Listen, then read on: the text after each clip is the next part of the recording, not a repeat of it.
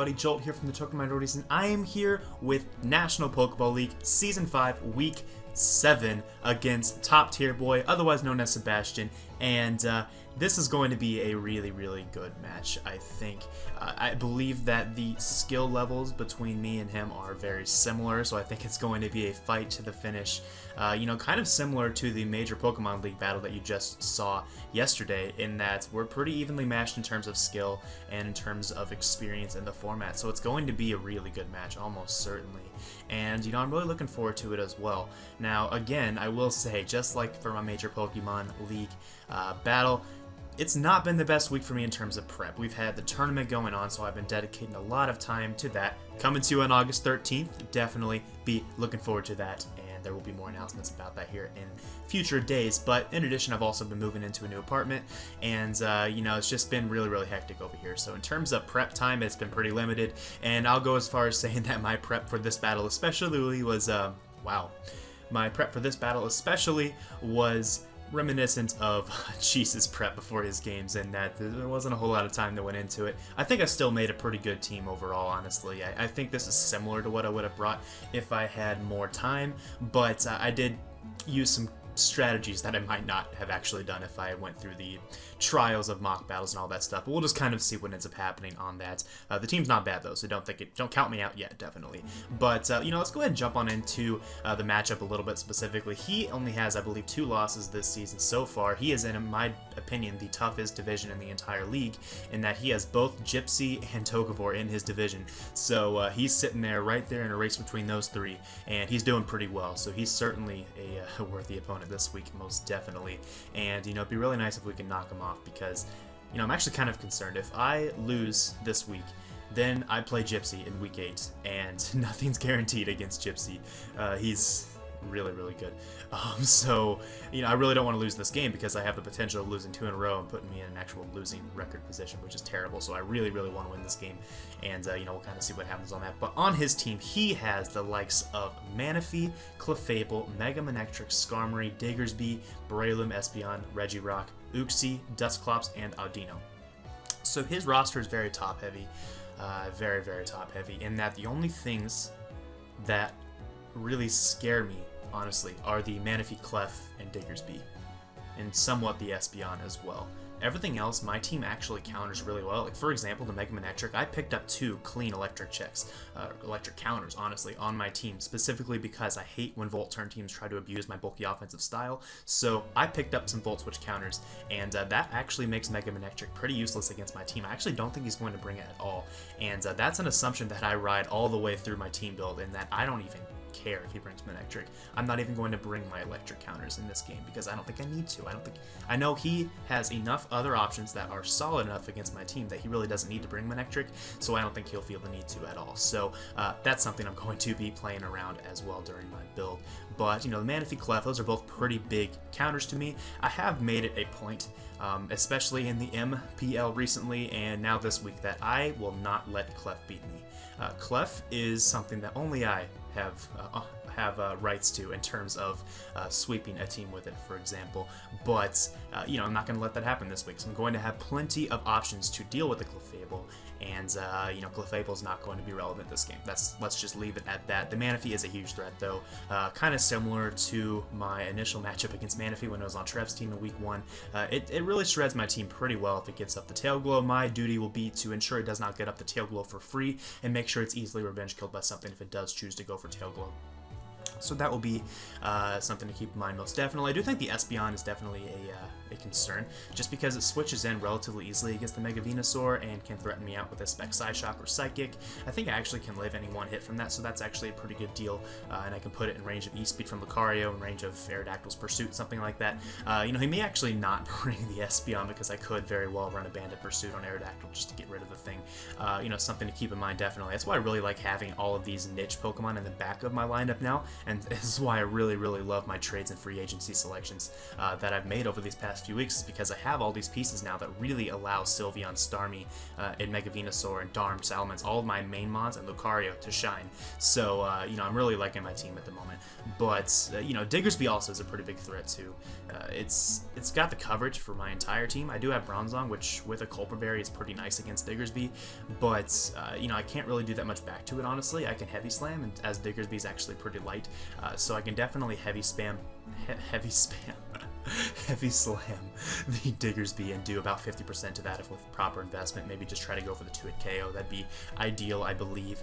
And I also have the likes of a defensive Mega Venusaur, maybe even a bulkier Starmie, which could switch in on it and then outspeed and KO with the Scald, or I guess Hydro might be required to OHKO Diggersby. Starmie's pretty weak, but, you know, I have some responses to everything on his team. That's the important part here. And really the bottom lineup of his team, like the Skarm, Regirock, Uxie, Dusclops, Audino, none of those are that scary or threatening, really. Uxie, to an extent, like a Calm Mindset's kind of annoying. I don't really have a lot that just beats that directly, because my physical offense is, you know, somewhat lacking outside of Darmanitan and Lucario after a Swords Dance, but, you know, Uxie could be a little bit of an issue potentially, but I think I can deal with that given the team that I brought as well. And Dusclops, you know, not concerned. Regirock is a good switch into Darm, but I can definitely have coverage for that, and etc. So I think my team is going to be pretty good. Let's go ahead and hop on over to what I actually decided to bring this week, starting off with the Mega Venusaur Groot. This set is designed to beat the Breloom. Breloom will not beat the set no matter what kind it is, unless it is like Kebia Berry. No. Unless it is like max HP, max Spadef, Swords Dance, Natural Gift, Flying. Even then, I don't think that'll survive. So I think this beats all Breloom sets, in that I outpaced an Adamant Breloom, and he has zero reason to run Jolly Breloom against my team, so Adamant's definitely coming if he brings Breloom. And if he does bring Breloom, I fully anticipate Natural Gift Psychic or Natural Gift Flying, so this is a guaranteed response to that, as I can switch in, take a little over 50% from a Natural Gift Flying, and then just synthesis off the damage, knowing that he can't hit me again with anything hard. Or if he goes with the Swords Dance on the switch in, I can outpace automatically and just click Sludge Bomb and kill it. So this is pretty good. This is pretty good against the Breloom. This is also pretty nice for the Diggersby. Also not too bad against, let's see, I actually don't have the team up at the moment. I probably should have brought that up. It's also nice against the Manectric to an extent, as Manectric can't OHKO me with anything, it can't even 2-hit KO me with anything, so this can eat up hits from that. Also nice for the Diggersby, also nice for the Clef, and really the Manaphy as well, as I am running Leaf Storm on this, which gives me a very, very high chance of OHKOing an offensive Manaphy. So, and Sebastian isn't really known for running Resist Berries, so I don't really think I should expect a Rendo or a Wakan Berry on the Manaphy this time. Well, I shouldn't say Wakan Berry in this case, but Rendo for the Venusaur. So maybe in the playoffs, if I encounter him there, then he might bring it, but this time around, I'm not really expecting it, so I do think this is a pretty safe option, just to go for the Leaf Storm on the incoming Manaphy, or not the incoming, but if he tries to set up in my face, knowing he can survive a Giga Drain, I can Leaf Storm that. And Sludge Bomb, HP Fire, hit his team really hard. This, just in general, is a real nuisance for his team, so I'm expecting this to put in quite a bit of work against him, most definitely. Now we have the Darmanitan. Now this set, Belly Drum, Substitute, Salac Berry. Full shout out to Aberforth, fellow member of the Token Minorities, for giving me the idea for this set. I don't think it was necessarily for this matchup, but I kind of thought of it whenever I was looking through TopTierBoy's team, and he doesn't have anything for this. He has Manaphy and he has Regirock, which are the more common switch-ins to a Darm on his team, but if he switches, period, if he switches, then I get my sub. For example, if I scare out the Skarm, if I scare out the Uxie, scare out the Dusclops or something, I get my sub against those mons. I go for Belly Drum, I get my Salac Berry, and Fire Punch plus Earthquake cleans his entire team. The only way he beats this is with priority, and you know, if he doesn't bring priority, this could be a bloodbath. But you know, we'll just kind of see what he decides to bring this week. And this is speed creeping a modest, so it's base 100, it's neutral. So like Manaphy, if it were modest, like modest Salac Berry, that kind of thing, this would be outspeeding that, even after it got its Salac boost, or for whatever reason, if you brought Scarf, that kind of thing. I don't think there's really anything else. Yeah, that was the only speed tier I really needed to hit with this, so that's the idea there, and the rest in bulk. Next up is the Sylveon. This set is going to be, I probably should be showing the EV spreads on this. I don't know why I wasn't doing that in the past. You can kind of see them a little better there for these, but now you can see the EV spread. I apologize for that, but this is my primary, It serves several roles, admittedly. It can be a switch into Espeon, as he has to be a spec Psyshock to be able to 2-hit KO this without rocks on the field. It can still do it without rocks on the field, but even so, I can protect up and then be out of range without rocks on the field. So that's pretty good. This is also a nice switch into Uxie. It's also a nice switch into Audino and Dusclops and etc., as I can really set up in front of really any of those and be in a pretty good position. So that's pretty nice. I do have Calm Mind on this so that I cannot be beaten 1v1 by Manaphy, kind of similar to what I did against Trev week 1 there as well. This also lets me set up alongside Clefable. I was so close to running Stored Power as my attacking option on this, but I didn't think I would be in that position, so I decided to just run Wish Protect, Calm Mind, and Hyper Voice. So next up, I'm also speed creeping Clefable just to make sure I win those 1v1. Next up is the Starmie. This is just a Specs variant. We are running Timid, outpacing the Espeon, and proper coverage really for his entire team. I do have Trick to make sure Clef cannot get out of hand. This is also nice against the Calm Mind Manaphy. Also nice against the Calm Mind Uxie if he brings that. Decent against a... I think Audino gets Calm Mind, so that'd be another one. And it's also just nice to trick away and Violate from the Dusclops if worst comes to worst. So there's that. Hydro Pump with Specs does a ton to his entire team. Psychic really is really spammable against this team as well. His only resists... 2 resists. 3 resists. Uxie, the Skarm, and the Espeon are his resists, and none of those really switch in easily to Hydro Pump. So really, I think that the combination of Hydro Pump and Psychic is really spammable against him, and should be able to put me in a pretty good position in this game. Analytic to boost those hits, as this will force a lot of switches. I didn't really think I was justified in running a natural cure on the Starmie this week. So Analytic is the call.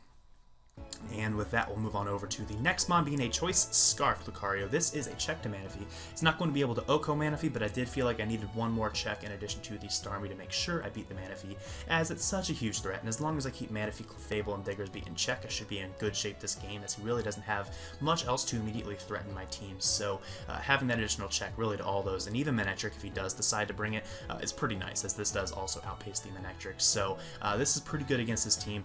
The coverage of close combats and Iron Tail hits absolutely everything very, very hard, and Crunch also hits the Uxie and the Espeon if those become an issue. But then I also have Focus Blast on this because I really didn't need the priority. Priority wouldn't really help me when I'm already Choice Scarf, guaranteed to outpace even a Choice Scarf Diggersby, so no point in running like Vacuum Wave or running E-Speed, something like that. So I did opt for Focus Blast just to hit the Skarmory a little bit harder, as well as potentially Click Bat if maybe he was in a position where he got off and Intimidate with his Manectric against this, and I still could pick my move. I could go for Focus Blast instead of Close Combat, do a little bit of extra damage to that thing if necessary. Something like that. Last move slot, not entirely important. I kind of played around with it a lot last minute, but, you know, it really isn't a huge deal, I don't think. The other 3 moves are what's really important here, and, you know, I think this will be pretty good this week, most definitely, as a check to a lot of things, and just in general to do damage to him. And then finally, we do have the Bronzong. This is a Culpa Berry set, my primary switch into the Diggersby. I have plenty of things for Diggersby, honestly. My whole team really is able to deal with the Diggersby in one way or another, as Darm outspeeds, Venusaur can take any hit, Sylveon takes any hit, Starmie can Oko, Lucario outspeeds, and this thing can, of course, be a dedicated switch into it in extreme situations. So Diggersby is actually not a huge threat given what I'm actually bringing here, unless it is Choice Scarf, and if it is Choice Scarf, then I cannot let it get out of hand. I need to definitely keep my walls healthy, so that is not a huge issue for my team, but... yeah, Heavy Slam is able to 2-hit KO with my investment a fully defensive Clefable, which is pretty nice. It's also able to 2-hit KO a standard max attack, max speed Diggersby. He's probably going to have some bulk, but I didn't think I could really afford more than 120 EVs in attack, so I did just go for the standard spread, being able to 2-hit KO that in case he's a little bit careless with his EV spreads. I'm not entirely familiar with how he EVs things at this point, as I've only really paid close attention to a few of his EV spreads so far. So yeah, that's that. And then Stealth Rock for hazards, Hypnosis for the incoming Skarmory, as if I can put that to sleep, that makes it even easier for my Darmanitan to set up that Belly Drum, and Light Screen for his Calm Mind users, as most of his offense is special outside of the Breloom and Diggersby. Breloom is not coming. I'm almost confident Breloom is not coming. So as long as most of my team can beat the Diggersby, Light Screen is a good screen to have in this game because it really does slow down his offensive threats otherwise. So that is the team, and you know, it was a fast build, although it really does look pretty good now that I'm looking back at it again. I think it's actually a pretty good team for this particular matchup, but if I do encounter him in the playoffs, I will most certainly improve upon this team and make some necessary adjustments. But I'm banking on the assumption he does not bring Manectric, as if he does bring Manectric plus Scarf Diggersby, this could be bad. That combination really puts a dent in this particular team build. I will not leave that weakness open in the playoffs, but in this case, I think this is what I want to do, and you know, we're gonna see what happens on this. But you know, if this doesn't go well, don't hate me. I did not have much time this week, and I'm doing this tournament for you guys to enjoy, so you know, that's kind of a thing. So you know, let's go ahead and hop on over to the battle real quick, and we'll see what actually went down here. Okay, and here we are with team preview, and as you can see, he brought the Uxie, Diggersby, Dusclops, Skarmory, Manaphy, and the Clefable. So, no Mega Manectric, and we are hopefully going to be in okay shape in terms of that, at least. But, you know, he's still a very good player, and I really can't take anything for granted in this game, because even without the Mega Manectric, I can still get outplayed. He's definitely capable of outplaying me. It's just a matter of not letting him outplay me. Maybe I can maintain the momentum on my end, as the team he brought actually does appear to be pretty passive. So, if I can take advantage of the passivity, whatever the word is, the passiveness, that's the word, there we go. If we take advantage of the passiveness of his team, then I should be in a pretty okay at this match, as I do think my team exerts a lot more offensive pressure than his does, despite the fact that I am running the defensive core of Mega Venu, Sylveon, and Bronzong. All those can do pretty well offensively, as well as they are naturally pretty powerful offensively. So, you know, in terms of a lead matchup, my options really are to lead with Bronzong, expecting him to lead Diggersby or Uxie, or I could lead Venusaur, expecting him to lead Clefable for rocks.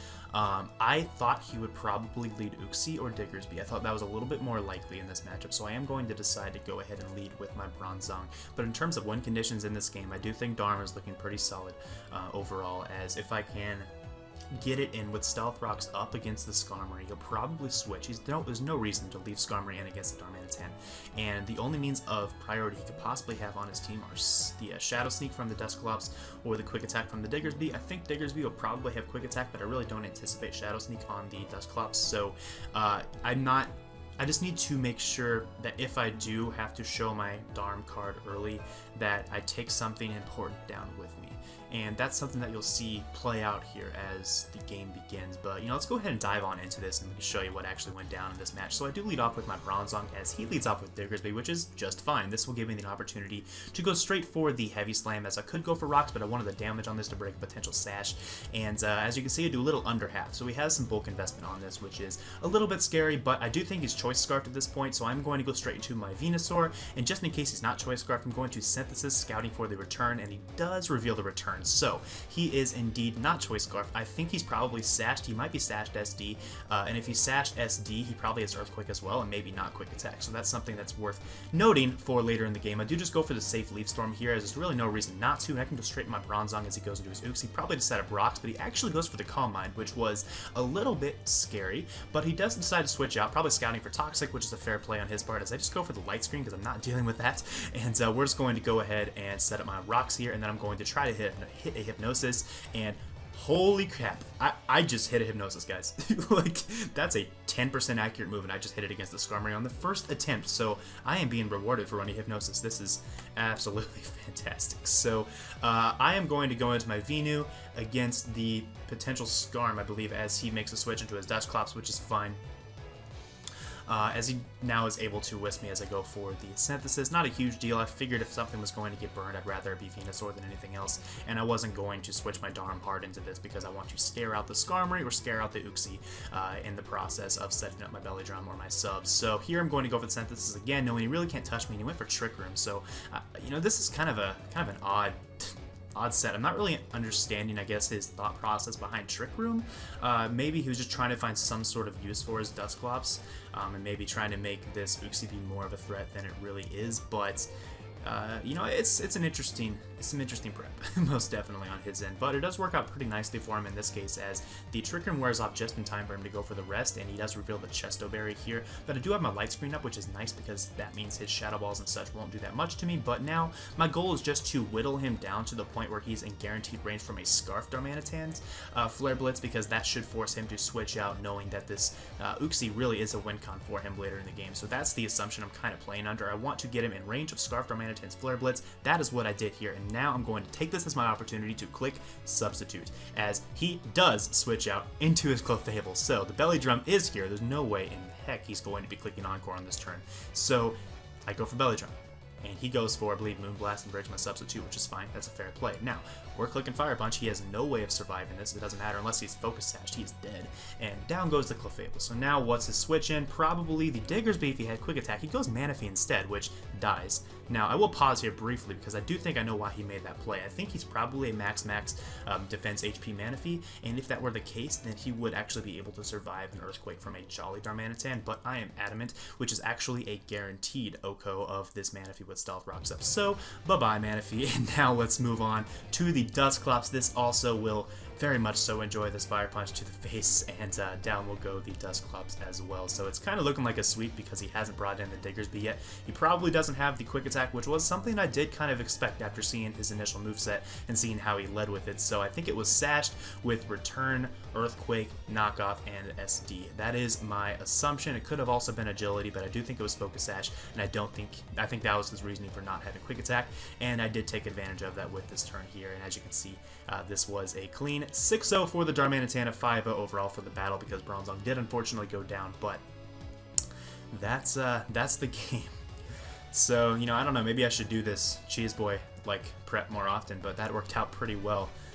You know, I'm kind of surprised, honestly, that it worked so well, but I saw my opportunity. I kind of made a risk that I don't normally like to take, and just assuming he's not going to bring the Manectric, I really didn't like Lantern and Piloswine's matchups given the rest of my team. I thought it lost me a lot of momentum against him, so I did not bring them this time around. Instead, just assuming he probably would not even bother with Manectric. But yeah, this worked out pretty well. Belly Drum, Salic Darm coming through big, picking up the 6 kills, and the Raptors now advance to 4-2. Granted, this is week 7, so, you know, as you know, we did not have a battle upload last week for the match against Rob. That will be made up in week 13, so the week after the regular season ends. Hopefully, we've already clinched a playoff spot at that point, but we are currently leading our division quite handily, so that is pretty good. But, you know, this league is really, really competitive, like scary competitive, so I really have to be on top of my game if I want to make the playoffs.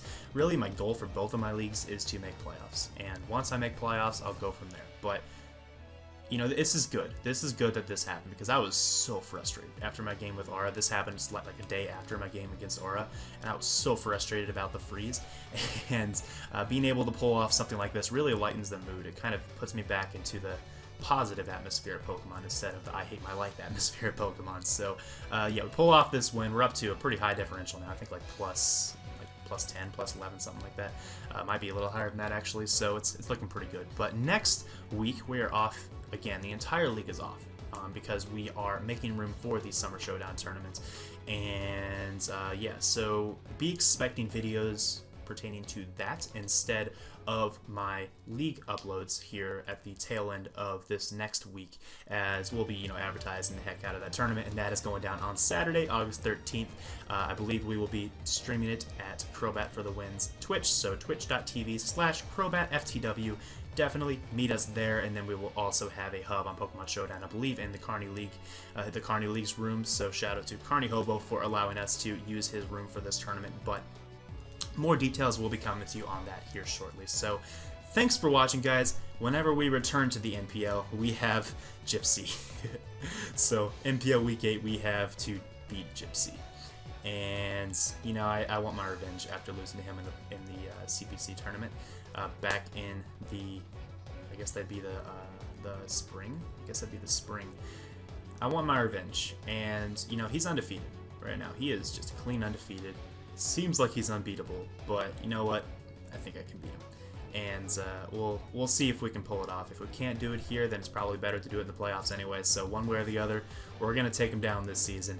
And I'm looking forward to that opportunity, most definitely. But thanks for watching, guys, and I will see you all in, I guess, with League Battles in 2 weeks. But I'll be looking forward to the Summer Showdown announcements. So see you then. Peace.